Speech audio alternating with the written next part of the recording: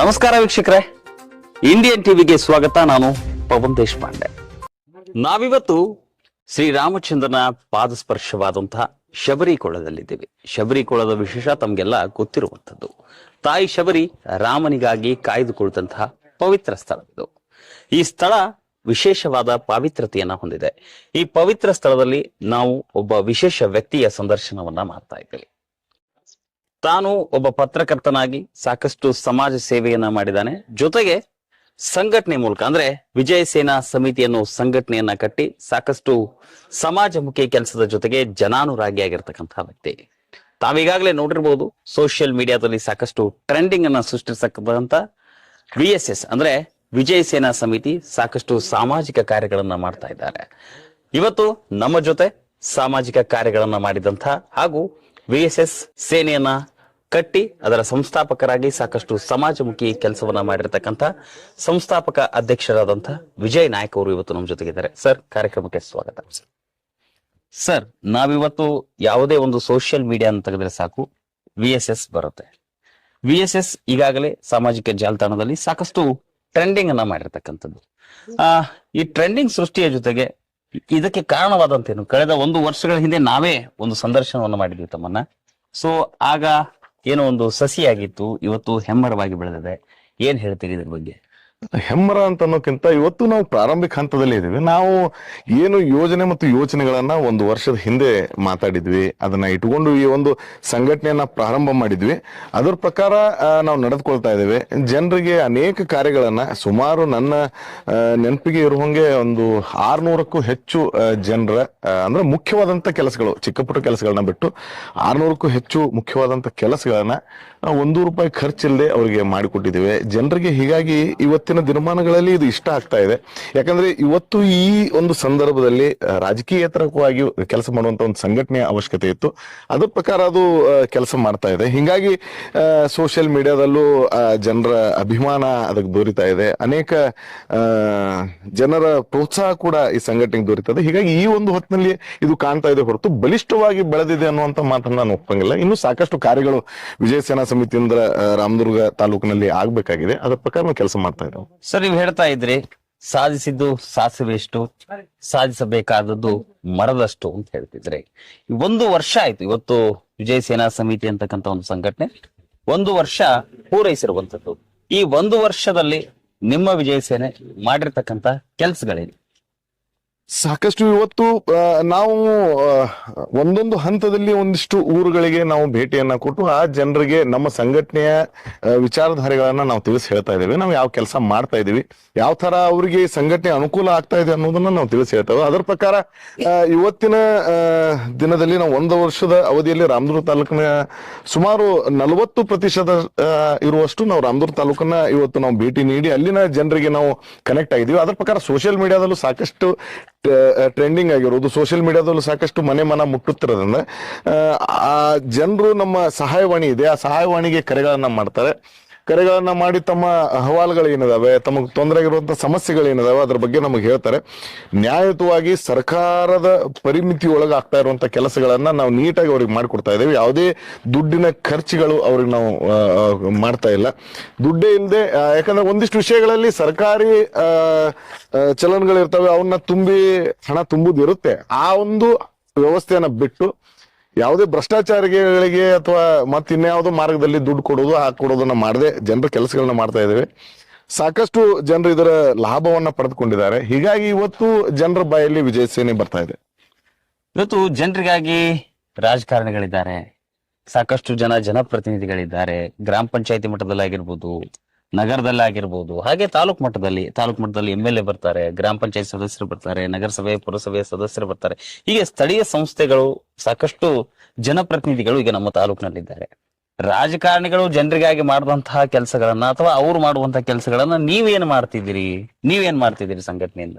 ಸ್ಪಷ್ಟವಾಗಿ ಹೇಳ್ಬೇಕಂದ್ರೆ ರಾಜಕಾರಣಿಗಳು ಮಾಡಬೇಕಾದಂತ ಕೆಲಸಗಳನ್ನ ವಿಜಯ ಸೇನೆ ಇವತ್ತು ಮಾಡ್ತಾ ಇದೆ. ಯಾಕಂದ್ರೆ ಇವತ್ತಿನ ದಿನಮಾನಗಳಲ್ಲಿ ನಾನು ಯಾರ ಬಗ್ಗೆನೂ ದೂಷಿಸ್ತಾ ಇಲ್ಲ. ಒಂದು ರಾಜಕೀಯ ವ್ಯವಸ್ಥೆ ಈಗಿನ ದಿನಮಾನಗಳಲ್ಲಿ ಒಂದು ಬೇರೆ ದಾರಿಯನ್ನ ಹಿಡಿದಿದೆ. ಸರಿಯಾದ ಕ್ರಮದಲ್ಲಿ ರಾಜಕೀಯ ವ್ಯವಸ್ಥೆ ನಡಿಬೇಕು. ಯಾಕಂದ್ರೆ ಇವತ್ತು ಜನ ಯಾರೋ ಓಟ್ ಹಾಕಿರೋದಿಲ್ಲ, ಆದ್ರೆ ಒಬ್ಬ ಜನಪ್ರತಿನಿಧಿಯಾಗಿ ಏನೋ ಕೆಲಸಗಳನ್ನ ಮಾಡಬೇಕು. ಇಂಥ ಸಂದರ್ಭದಲ್ಲಿ ದೂಷಿಸೋದಂಗ ಯಾರನ್ನೂ ದೂಷಿದಂಗಾಗುತ್ತೆ, ಆ ತರ ಇಲ್ಲ. ಅದು ಆಗ್ತಾ ಇಲ್ಲ. ಎಲ್ಲ ನಾವು ನೋಡ್ದಂಗೆ ಕರ್ನಾಟಕದ ವ್ಯಾಪ್ತಿಯಲ್ಲಿ ಕೆಲಸಗಳು ಆಗ್ತಾ ಇಲ್ಲ. ಜನರ ಪರವಾಗಿ ನ್ಯಾಯಯುತವಾಗಿ ಯಾವುದೇ ರಾಜಕಾರಣಿಗಳು ಅವರಿಗೆ ಸಹಾಯ ಸಹಕಾರವನ್ನ ನೀಡ್ತಾ ಇಲ್ಲ. ಒಂದಿಷ್ಟು ಜನ ಮಾಡ್ತಿರ್ಬೋದು, ನಾನು ಇಲ್ಲನಲ್ಲ, ಆದ್ರೆ ಯಾವ ಪ್ರಮಾಣದಲ್ಲಿ ಆಗ್ಬೇಕು ಆ ಪ್ರಮಾಣದಲ್ಲಿ ಆಗ್ತಾ ಇಲ್ಲ. ಆ ಕೆಲಸವನ್ನ ಇವತ್ತು ವಿಜಯ ಸೇನೆ ಮಾಡ್ತಾ ಇದೆ. ಜನರಿಗೆ ಚಿಕ್ಕ ಪುಟ್ಟ ಕೆಲಸಗಳು ಇವತ್ತು ತೊಂದರೆ ಅನುಭವಿಸ್ತಾ ಇದ್ದಾರೆ ರೈತರು. ಸರ್ಕಾರಿ ಕಚೇರಿಗಳಲ್ಲಿ ಹೋದ್ರೆ ನನಗೆ ಬಂದಿರುವಂತ ಎಷ್ಟೋ ಸಮಸ್ಯೆಗಳಲ್ಲಿ ನಾನು ನೋಡಿದ್ದೀನಿ. ವರ್ಷಾನುಗಟ್ಲೆ ಅಲ್ದಾಡುವಂತ ಸಂಗತಿಗಳಿದಾವೆ. ಎಷ್ಟೋ ಊರಿಗೆ ನಮ್ಮ ನೀರಿನ ವ್ಯವಸ್ಥೆ ಇಲ್ಲ, ಆಗ್ಬೇಕಾಗಿತ್ತು, ಆಗಿಲ್ಲ. ಕೆಲವೇ ನಾವು ಅಧಿಕಾರಿಗಳ ಜೊತೆಗೆ ಮಾತಾಡಿ ಈಸಿಯಾಗಿ ನಾವು ಅದನ್ನ ಹ್ಯಾಂಡಲ್ ಮಾಡಿ ಕೊಟ್ಟಿದ್ದೀವಿ, ಅವ್ರಿಗೆಲ್ಲ ವ್ಯವಸ್ಥೆಗಳಾಗಿದೆ. ಇದನ್ನ ಒಬ್ರು ಜನಪ್ರತಿನಿಧಿಗಳು ಮಾಡ್ಬೇಕಾಗಿತ್ತು, ಆದ್ರೆ ಅದು ಯಾವುದೋ ಕಾರಣದಿಂದ ಉಳ್ಕೊಂಡಿದೆ. ಹೀಗಾಗಿ ಆ ಕೆಲಸಗಳನ್ನ ನಾವು ಮಾಡಿ ಕೊಡ್ತಾ ಇದ್ದೇವೆ. ಜನರ ಕೆಲಸ, ಚಿಕ್ಕ ಪುಟ್ಟ ಕೆಲಸ, ಕಚೇರಿ ಕೆಲಸಗಳಿಗೆ, ಎಲ್ಲಾ ಇವು ಕೆಲಸಗಳಿಗೆ ಇವತ್ತಿನ ಬಹುತೇಕ ರಾಜಕಾರಣಿಗಳು ತಲೆ ಕೆಡಿಸ್ಕೊಳ್ಳೋದಿಲ್ಲ. ಆದ್ರೆ ವಿಶೇಷವಾಗಿ ಆ ವಿಷಯಗಳಿಗೆ ತಲೆ ಕೆಡಿಸ್ಕೊಳ್ಳುವಂತ ಅವಶ್ಯಕತೆ ಇದೆ. ಯಾಕಂದ್ರೆ ಭ್ರಷ್ಟಾಚಾರ ಈ ಮಟ್ಟಕ್ಕೆ ಬೇರು ಊರಿದೆ ಅಂತಂದ್ರೆ ಕಚೇರಿಗಳಲ್ಲಿ ಹೋದ್ರೆ ಹಣ ಇಲ್ಲದೆ ಅವ್ರ ಕೆಲಸ ಆಗ್ತಾ ಇಲ್ಲ. ಹೀಗಾಗಿ ವಿಜಯ ಸೇನೆ ನಿಲ್ತಾ ಇದೆ. ಇವತ್ತಿನ ದಿನಗಳಲ್ಲಿ ಯಾವುದೇ ಕಚೇರಿಗೆ ಹೋದ್ರೂ ಸಹ ಅಲ್ಲಿ ವಿಜಯ ಸೇನೆ ಹೆಸರು ಹೇಳ್ಕೊಂಡು ಅವರು ಕೆಲಸವನ್ನ ಮಾಡ್ತಾ ಇದ್ದಾರೆ. ಕರ್ನಾಟಕದಲ್ಲಿ ಲೋಕಾಯುಕ್ತ ಯಾವ ರೀತಿ ಒಂದು ತನ್ನದೇ ಆದಂತ ಛಾಪನ್ನ ಮೂಡಿಸಿದೆ, ಜನರಿಗೆ, ಅಧಿಕಾರಿಗಳಿಗೆ, ಭ್ರಷ್ಟರಿಗೆ ಅದ್ರ ಬಗ್ಗೆ ಭಯ ಇದೆ.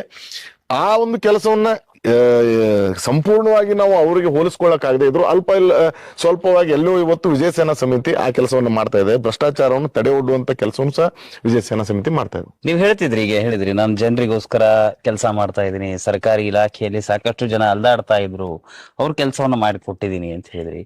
ನಿಮ್ಮ ವಿಜಯ ಸೇನಾ ಸಮಿತಿ ಜನರಿಗೆ ಅಷ್ಟೇ ಸೀಮಿತ ಆಯ್ತಾ? ಮತ್ ಜೊತೆಗೆ ಇನ್ನೊಂದು ಉದ್ದೇಶ ಇರ್ತದೆ. ಯಾಕಂದ್ರೆ ಯಾವುದೇ ಒಬ್ಬ ವ್ಯಕ್ತಿ ಇವತ್ತು ಸಾಮಾಜಿಕ ಕೆಲಸವನ್ನು ಮಾಡ್ತಾ ಇದ್ದಾನೆ ಅಂದ್ರೆ ಅದ್ರ ಹಿಂದೆ ಒಂದು ಉದ್ದೇಶ ಇರ್ತದೆ.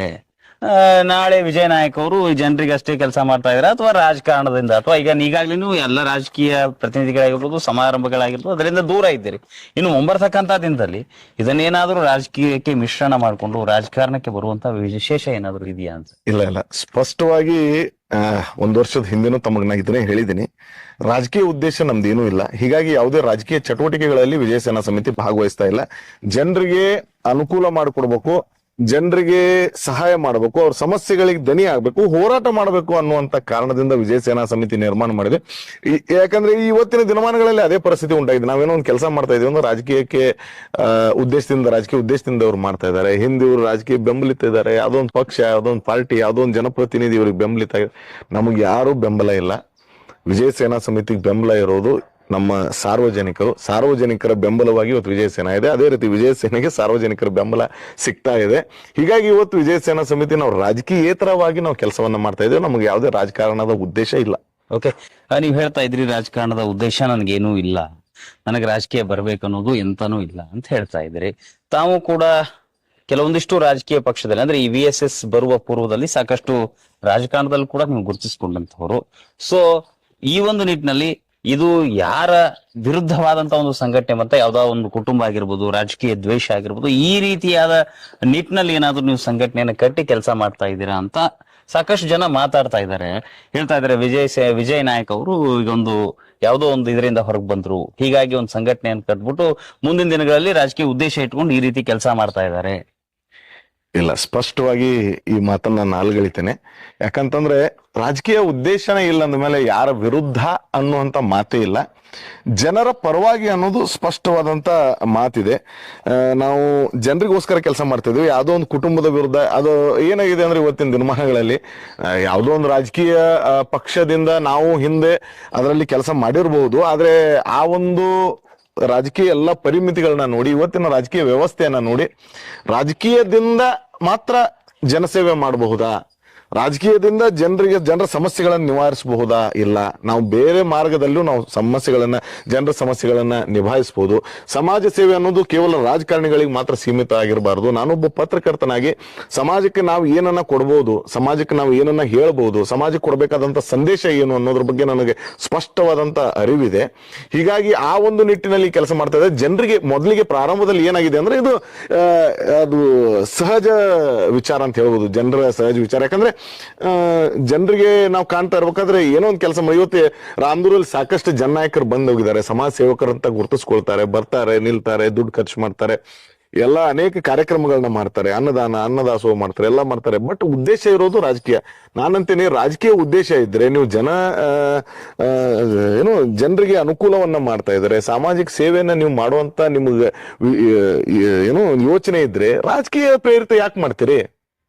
ಈ ರೀತಿ ರಾಜಕೀಯ ನೀವು ಮಾಡ್ತಾ ಇಲ್ಲ ಅಂತ ಹೇಳ್ತಿದ್ರಿ. ಜನ ಹೇಳ್ತಿದ್ದಾರೆ ಇವನು ಒಂದು ಉದ್ದೇಶ ಇಟ್ಕೊಂಡು ಬಂದಿದ್ದಾರೆ ವಿಜಯ ನಾಯಕರು, ಮುಂದಿನ ಅಭ್ಯರ್ಥಿ ಆಗ್ತಾರೆ, ಸ್ವಾಭಿಮಾನ ಇದೆ, ರಾಮದುರ್ಗದಲ್ಲಿ ಬೇರೆ ಅವ್ರಿಗೆ ಅವಕಾಶ ಇಲ್ಲ ಅಂತಕ್ಕಂಥ ಜನರು ಮಾತಾಡ್ತಾ ಇದಾರೆ, ರಾಜಕಾರಣಿಗಳು ಕೂಡ ಮಾತಾಡ್ತಾ ಇದ್ದಾರೆ. ಸಮಾಜ ಕೆಲಸಗಳನ್ನ ಇಟ್ಕೊಂಡು ನಾನು ಮುಂದಿನ ಅಭ್ಯರ್ಥಿ ಆಗ್ತೀನಪ್ಪ, 2028ಕ್ಕೆ ನಾನು ಬರ್ತೀನಿ, ಇಲೆಕ್ಷನ್ ಗೆಲ್ತೀನಿ.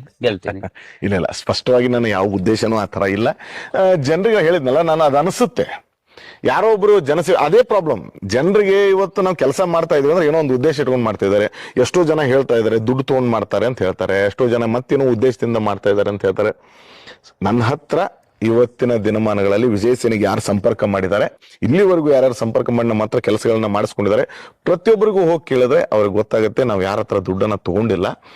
ಮತ್ತು ಸ್ಪಷ್ಟವಾಗಿ ನಾವು ಮೇಜರ್ ಕೆಲಸಗಳನ್ನ ಏನ್ ಮಾಡಿದೀವಿ, ಸ್ವಲ್ಪ ಜನರಿಗೆ ಒಂದಿಷ್ಟು ಅವೇರ್ನೆಸ್ ಆಗ್ಬೇಕು ಅಂತ ಅನೇಕ ಕೆಲಸಗಳನ್ನ ಮಾಡಿದೀವಿ ನಾವು. ಆ ಅವೇರ್ನೆಸ್ ಕೆಲಸಗಳ ವಿಡಿಯೋಗಳನ್ನ ಮಾತ್ರ ನಾವು ನಮ್ಮ ಸೋಷಿಯಲ್ ಮೀಡಿಯಾ ಅಕೌಂಟ್ಗಳಲ್ಲಿ ಹಾಕ್ತಾ ಇದೀವಿ. ಯಾಕಂದ್ರೆ ಅದ್ರ ಬಗ್ಗೆ ಜನರಿಗೆ ಒಂದು ಎಚ್ಚರಿಕೆ ಇರಲಿ, ಅವೇರ್ನೆಸ್ ಇರಲಿ ಅಂತ ಅನ್ನುವಂಥ ವಿಷಯಕ್ಕೆ ನಾವು ಹಾಕ್ತಾ ಇದೀವಿ. ಬಟ್ ಅದನ್ನ ಬಿಟ್ಟು ನಾವು ಯಾವುದೇ ರಾಜಕೀಯ ಉದ್ದೇಶ ಅಲ್ಲ. ಹೀಗೂ ಒಂದು ಸಂಘಟನೆಯನ್ನ ಮುಂದೆ ನಡೆಸಬಹುದು. ನಾವು ಈ ಸಂಘಟನೆಯನ್ನು ಇಟ್ಕೊಂಡು ಜನಸೇವೆಯನ್ನ ಮಾಡಬಹುದು. ಎಲ್ಲಿವರೆಗೂ ವಿಜಯ ಸೇನಾ ಸಮಿತಿ ಇರುತ್ತೆ ಅಲ್ಲಿವರೆಗೂ ನಾವು ನಿಸ್ವಾರ್ಥವಾಗಿ ಜನರಿಗೋಸ್ಕರ ಮಾಡ್ತಾ ಇದ್ವಿ. ಎಷ್ಟೋ ಜನಸೇವೆ ಕೆಲಸಗಳನ್ನ ಮಾಡ್ತಾ ಇರ್ಬೇಕಾದ್ರೆ ನಮ್ಮ ಮೇಲೆ ಕೇಸ್ಗಳನ್ನ ಹಾಕಿದ್ರು. ಆಲ್ರೆಡಿ ಒಂದೇ ವರ್ಷದ ಅವಧಿಯಲ್ಲಿ 2-3 ಕೇಸ್ಗಳು ಮೈ ಮೇಲೆ ಹಾಕೊಂಡಿದೀವಿ. ಅದ್ರ ಬಗ್ಗೆ ನಮಗೆ ಯೋಚನೆ ಇಲ್ಲ. ಯಾಕಂದ್ರೆ ಈ ಜನಸೇವೆಯಲ್ಲಿ ಈ ಒಂದು ಫೀಲ್ಡ್ ನಲ್ಲಿ ಬಂದಿದೀವಿ ಅಂತಂದ್ರೆ ಅದೆಲ್ಲ ಸರ್ವೇ ಸಾಮಾನ್ಯ. ಒಬ್ರಿಗೆ ಅನುಕೂಲ ಆಗುತ್ತೆ ಅಂದ್ಮೇಲೆ ಒಬ್ರಿಗೆ ತೊಂದರೆ 100ಕ್ಕೆ 100ರಷ್ಟು ಆಗುತ್ತೆ. ನಾನು ರಾಜಕಾರಣಿ ಅಲ್ಲ, ನ್ಯಾಯ ಯಾರ ಕಡೆ ಅವ್ರ ಕಡೆ ಮಾತಾಡ್ತೀನಿ. ವೋಟಿಂಗ್ ಆಗಿ ನಾನು ಯಾರು ಸಹಾಯ ಸಹಕಾರವನ್ನ ಮಾಡ್ತಾ ಇಲ್ಲ.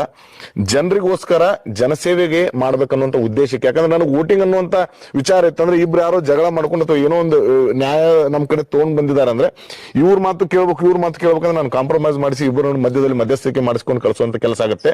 ಈ ವ್ಯಕ್ತಿಗೆ ನ್ಯಾಯ ಕೊಡಿಸುವಂತ ಕೆಲಸವನ್ನ ನನ್ನ ಹತ್ರ ಮಾಡ್ಲಿಕ್ಕೆ ಆಗೋದಿಲ್ಲ. ನನಗೆ ವೋಟಿಂಗ್ ಉದ್ದೇಶ ಹಿಂದ್ಗಡೆ ಇತ್ತಂದ್ರೆ. ಬಟ್ ಇವತ್ತಿನ ದಿನಗಳಲ್ಲಿ ನಾವು ಮಾಡ್ತಾ ಇರುವಂತ ಕೆಲಸ ಏನಿದೆ ಅಂತಂದ್ರೆ ಯಾವ ಉದ್ದೇಶಕ್ಕಲ್ಲ, ನ್ಯಾಯದ ಪರವಾಗಿ ನಾವು ನಿಂತಿದ್ವಿ. ಇಲ್ಲಿವರೆಗೂ ನಾನು ನಿಮ್ಗೆ ಹೇಳಿದಂಗೆ ಸುಮಾರು 600ಕ್ಕೂ ಹೆಚ್ಚು ಮಹತ್ವದ ಅಂದ್ರೆ ಇಂಪಾರ್ಟೆಂಟ್ ಕೇಸ್ಗಳನ್ನ ನಾವು ಹ್ಯಾಂಡಲ್ ಮಾಡಿಕೊಟ್ಟಿದ್ವಿ.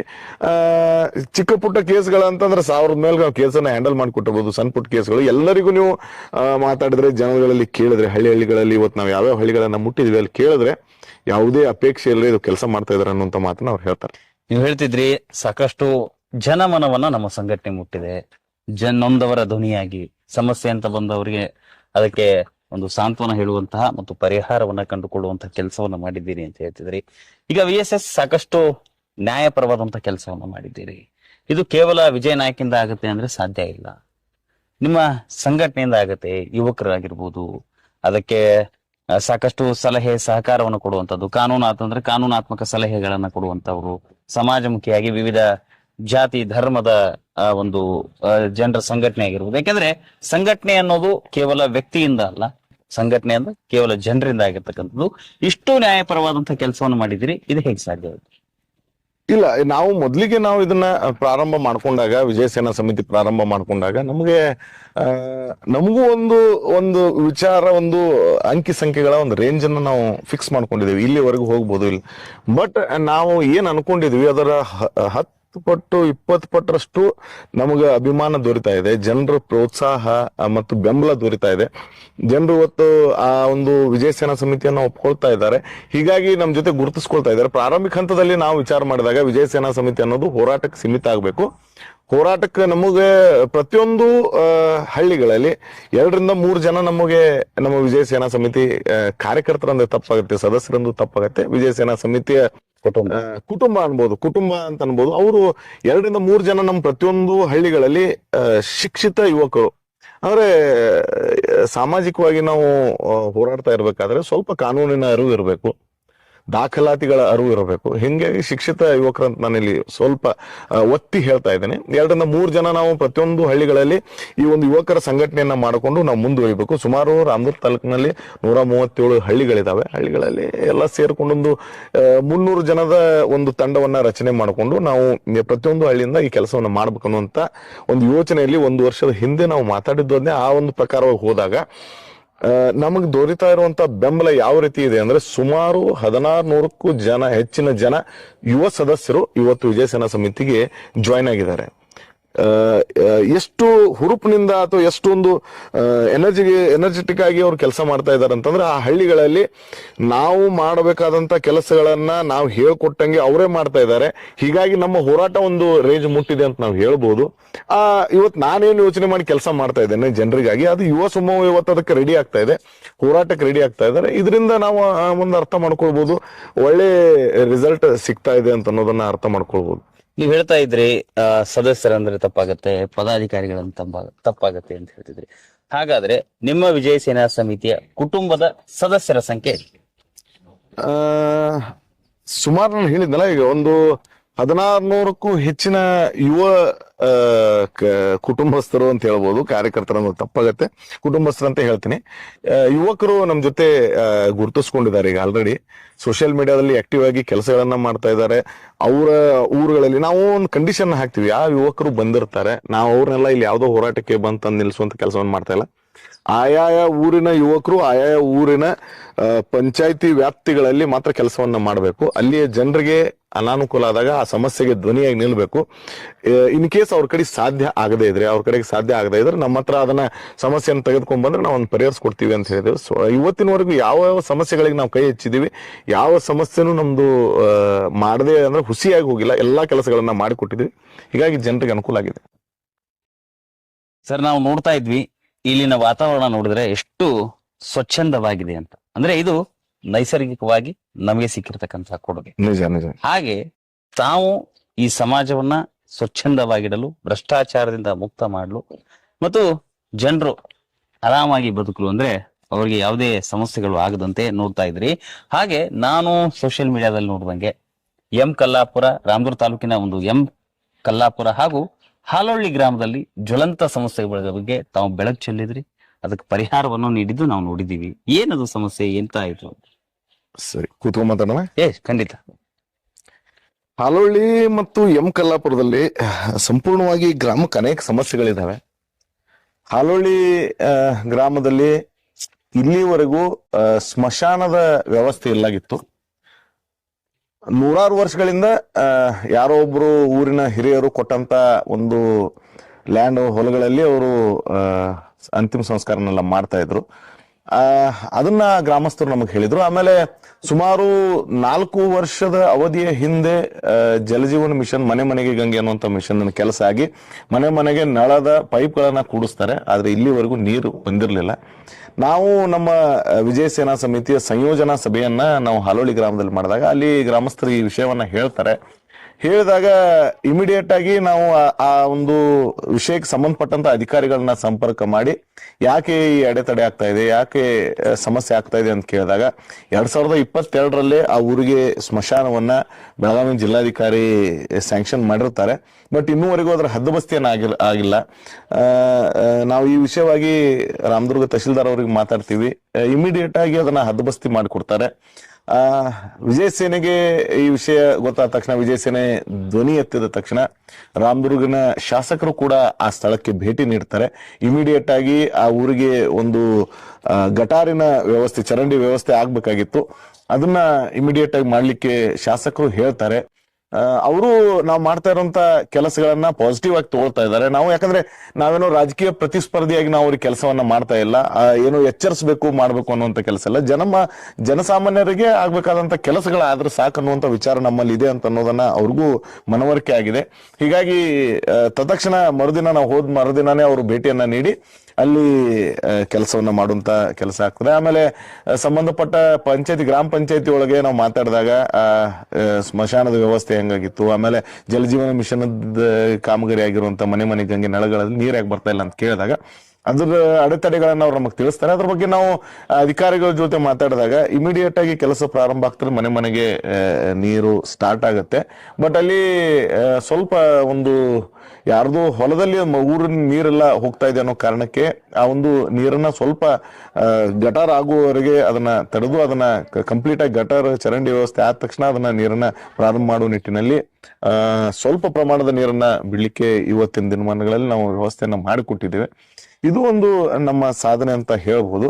ಅಲ್ಲಿನ ಜನರಿಗೆ ಅನುಕೂಲ ಆಗಿದೆ, ಸಾಮಾಜಿಕವಾಗಿ ಅವರಿಗೆ ಕೆಲಸಗಳಾಗ್ತಾ ಇದಾವೆ. ಅದರ ನಂತರ ಅಲ್ಲಿನ ಅನೇಕ ಜನರು ರಾಮದುರ್ಗ ಅನೇಕ ಕಚೇರಿಗಳಲ್ಲಿ ಇರುವಂತ ತಮ್ಮ ಸಮಸ್ಯೆಗಳನ್ನ ನಮ್ಮ ಹತ್ರ ತಗೊಂಡ್ಬಂದಿದ್ದಾರೆ, ಮಾಡಿಕೊಟ್ಟಿದ್ವಿ.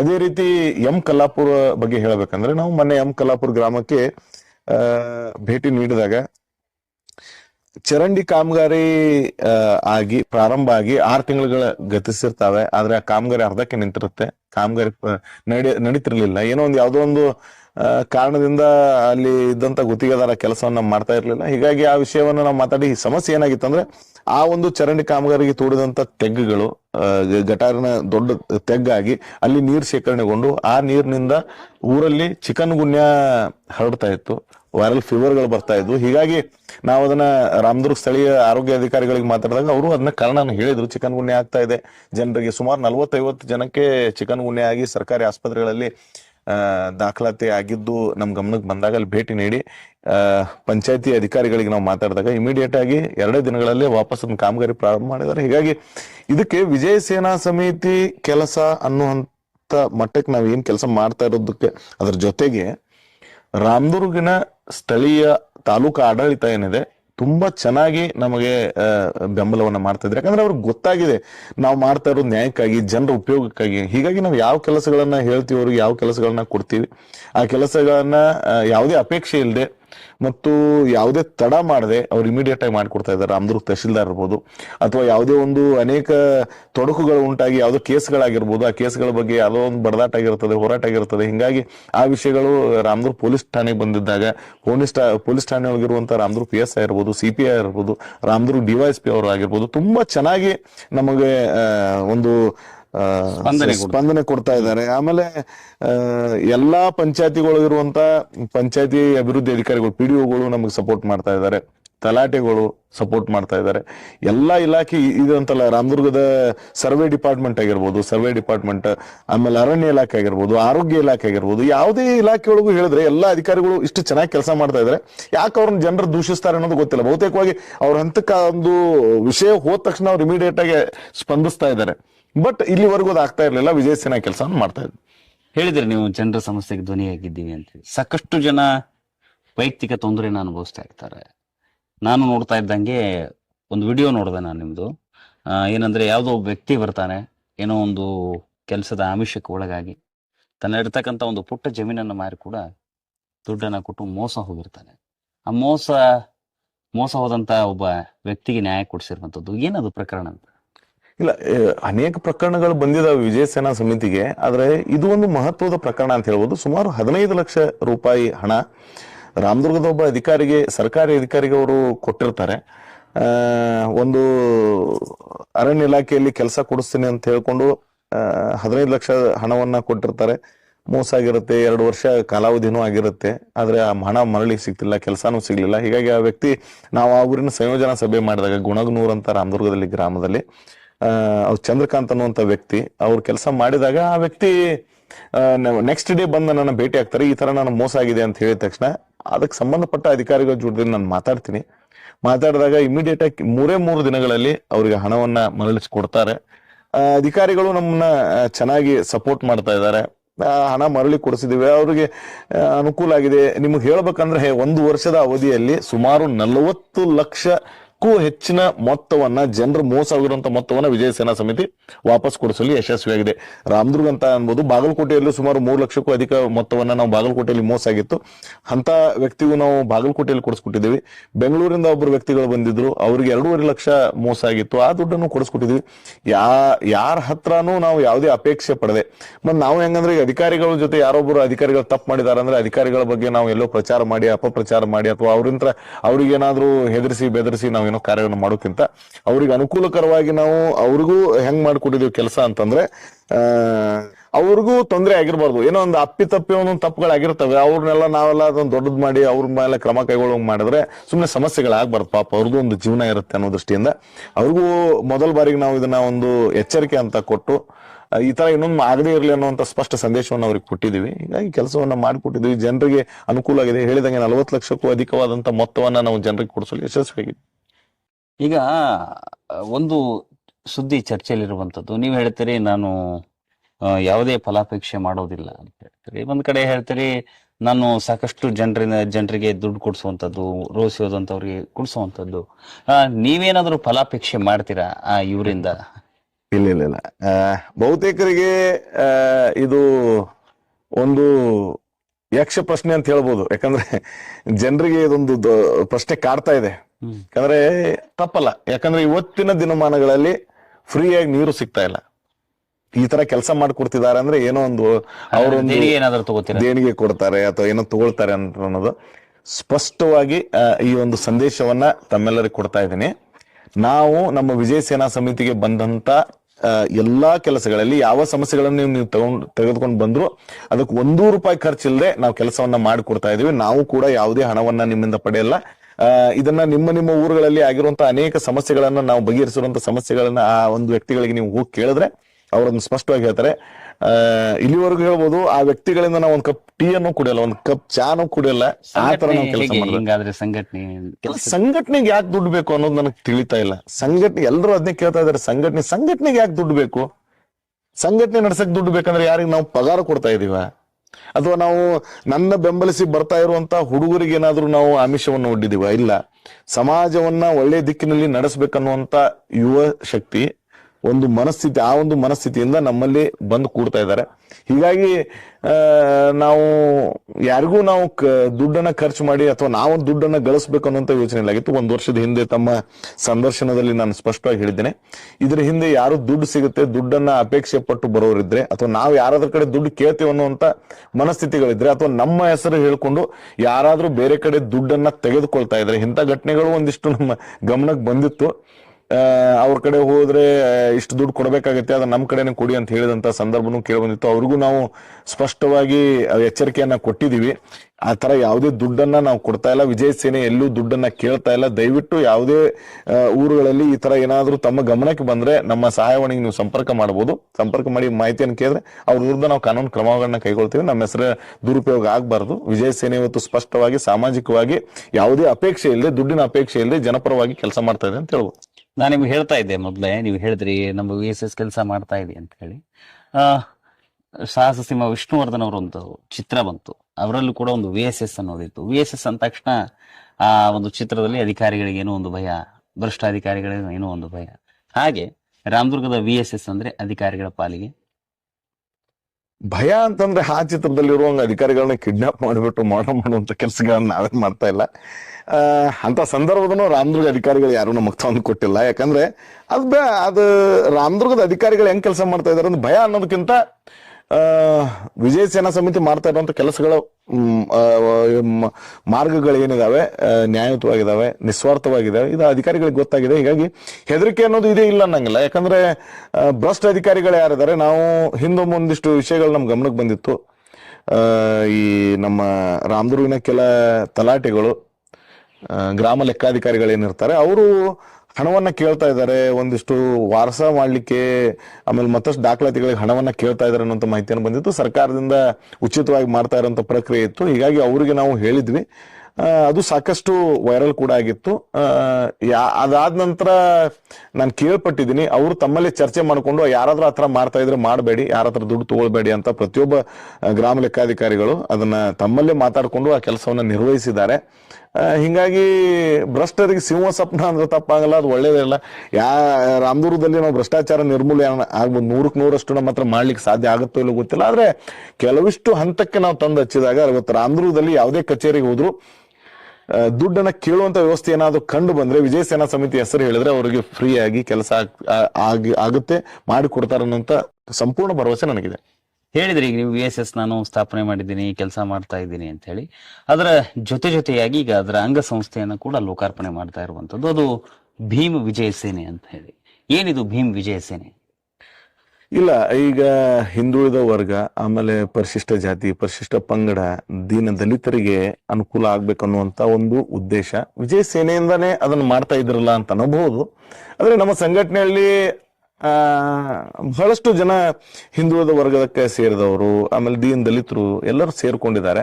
ಹೀಗಾಗಿ ಅವರ ಅನುಕೂಲಕ್ಕಾಗಿ ಒಂದು ಪ್ರತ್ಯೇಕವಾದ ವಿಂಗ್ ಅನ್ನ ಮಾಡ್ಬೇಕನ್ನೋದು. ಯಾಕಂದ್ರೆ ವಿಜಯ ಸೇನಾ ಸಮಿತಿ ಈಗ ನಾವು ಪ್ರಾರಂಭ ಮಾಡಿದಾಗ ಚೆನ್ನಮ್ಮ ಸೇನೆ ಅಂತ ಅನ್ನುವಂಥ ವಿಜಯ ಸೇನಾ ಸಮಿತಿ ಒಂದು ಅಂಗಸಂಸ್ಥೆ ಚೆನ್ನಮ್ಮ ಸೇನೆ ಅಂತ ಒಂದು ಮಾಡಿದ್ವಿ. ಅದು ಸಂಪೂರ್ಣವಾಗಿ ಮಹಿಳೆಯರ ಪರವಾಗಿ ಕಾರ್ಯವನ್ನು ನಿರ್ವಹಿಸ್ತಾ ಇದೆ.